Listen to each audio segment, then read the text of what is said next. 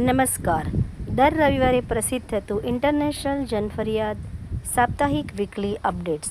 વડાપ્રધાન મોદીએ સાણંદમાં micron semiconductor એટીએમપી સુવિધાનું ઉદ્ઘાટન કર્યું. યુએસએનો ક્રેઝ ઘટ્યો, ભારતીય વિદ્યાર્થીઓમાં 45% ઘટાડો. એમની પાસે પૈસા નથી, અમે આખો દેશ ખરીદી લઈશું. ભારતની સરહદો અભેદ્ય બનાવવા લદ્દાખમાં દુનિયાની સૌથી ઊંચી ટનલ બનશે. સાહિત્ય સંગીતનો વિશ્વ આયોજિત શ્રદ્ધા, આશા અને આસ્તિકતાનો અભિવ્યક્ત વાંચવા જેવો લેખ. શોભના ભટ્ટ.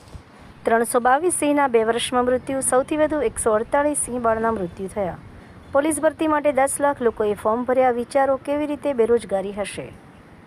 ભારતની સાઉથ આફ્રિકા સામે હાર પછી પણ ભારતના વર્લ્ડ કપ જીતવાના યોગ બની રહ્યા છે.